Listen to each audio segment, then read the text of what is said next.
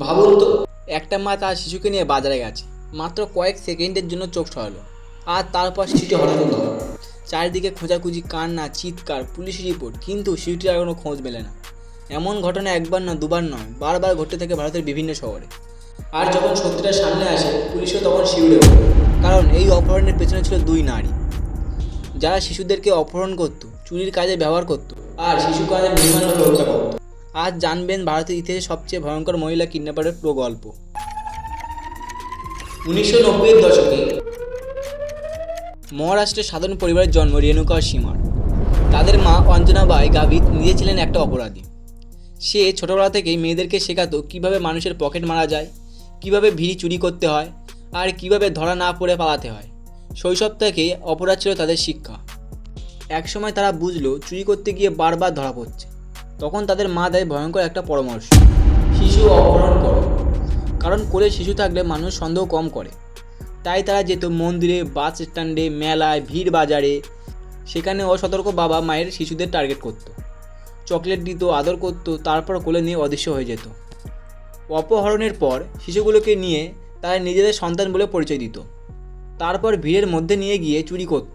যদি ধরা পড়তো, শিশুকে দেখিয়ে বলতো, আমি তো মা, বাচ্চা নিয়ে এসেছি। মানুষ বিশ্বাস করত। এভাবে বছরের পর বছর চলতে থাকে ভয়ঙ্কর খেলা।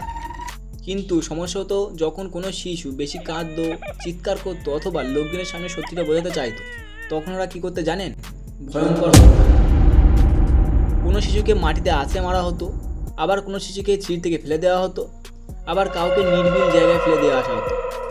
পুলিশের ধারণা ছিল যে কমপক্ষে 13টি অপহরণ করা হয়েছিল এবং একাধিক হত্যা করা হয়েছিল। 1996 সাল কোলপুরের এক অপহরণের ঘটনায় লোকজন দুই বোনকে সন্দেহ করে, কারণ স্থানীয়রা আগে থেকে তাদেরকে শিশু নিয়ে ঘুরতে দেখেছিল। পুলিশ জিজ্ঞাসাবাদ শুরু করে, কিন্তু ওরা প্রথমে সব অস্বীকার করে। সব কিছু বদলে যায় নিমেষের মধ্যে।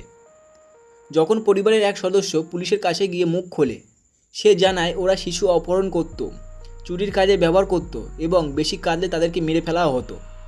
এই তথ্য শুনে পুলিশ পুরনো ফাইল খোলে, সব নিখোঁজ শিশুর রিপোর্ট মিলাতে শুরু করে।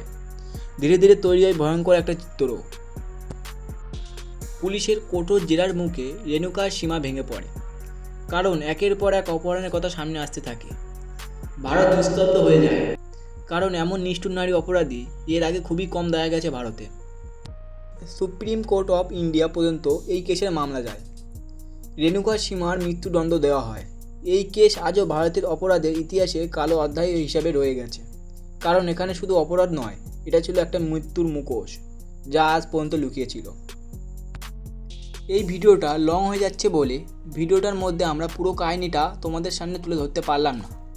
তোমরা যদি এই ভিডিওটার পার্ট 2 দেখতে চাও, তাহলে কমেন্ট বক্সে পার্ট 2 লিখে যাও। আর হ্যাঁ গাইস, যদি ভিডিওটা ভালো লেগে থাকে তাহলে অবশ্যই একটা লাইক করো। আরও এরকম ভিডিও পেতে আমাদের এই ছোট্ট চ্যানেলটিকে সাবস্ক্রাইব করে রাখো।